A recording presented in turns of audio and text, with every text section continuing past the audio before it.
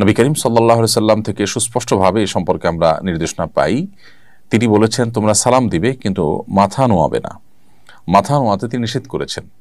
এখন জাপানিজ এবং কোরিয়ানদের যে কালচার আছে, পৃথিবীর অনেক এলাকাতে আছে যে মানুষকে অভিবাদন জানাতে গেলে, শ্রদ্ধা জানাতে গিয়ে মাথা ঝুঁকিয়ে থাকেন। তো এইভাবে মাথা ঝুঁকানোকে মাকরুহ বলেছেন উলামা ইকরাম। এর ফলে ঈমান চলে যাওয়া বা শিরক হয়ে যাওয়া বা বড় গুনাহ কাবিরা গুনাহ হওয়ার মতো কোনো ব্যাপার ঘটবে না, তবে একটি মাকরুহ বা অনুচিত একটি কাজ করা হবে।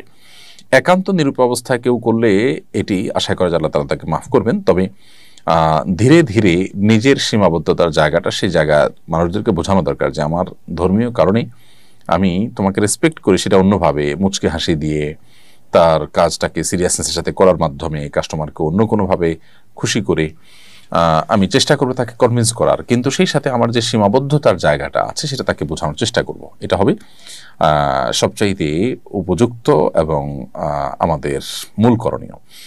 তার পাশাপাশি যদি এমন হয় যে আমি সেরকম একটা পরিবেশ পেতে সময় লাগবে, তাহলে আপাতত এটি আপনি করছেন, কিন্তু আপনি সে সাথে এটাও জানেন যে হাদিসে এটি নিষেধ, তবে নিষেধাজ্ঞাটা হারাম বা শিরক পর্যায়ের না, এটা মাকরুহ পর্যায়ের।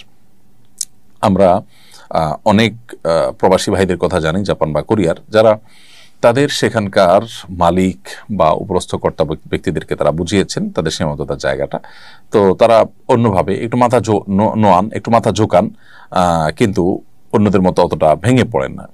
এর মাধ্যমে তারা বোঝানোর চেষ্টা করেন যে আমরা আসলে ধর্মীয় কারণে তোমাকে আমি এটা করতে পারছি না, কিন্তু শ্রদ্ধায় কোনো কমতি নেই, শ্রদ্ধা প্রকাশের সকল পন্থা আমি অবলম্বন করছি।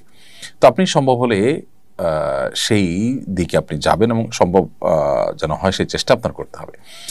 তবে আপাতত আপনি এটা করলে যে আপনার বড় গুনাহ হবে তা নয়। প্রয়োজনে এ ধরনের জবের বাইরে আর কোন জব আছে যেখানে আপনাকে এরকম কাস্টমারের সাথে মাথা নুইয়ে আপনাকে শ্রদ্ধা জ্ঞাপন করতে হয় না। অফিস আদালতে নিজস্ব পরিসরে কলিগদেরকে বোঝায় নিলে তারা বুঝে যান এবং দেখা যায় যে তাদের সাথে সবসময় উঠা বসা হওয়ার ফলে আপনার সীমাবদ্ধ জায়গাটা বুঝবেন। কাস্টমার তো প্রতিদিন নিত্য নতুন আসেন, তাদেরকে বোঝানোটা এটা কঠিন হয়।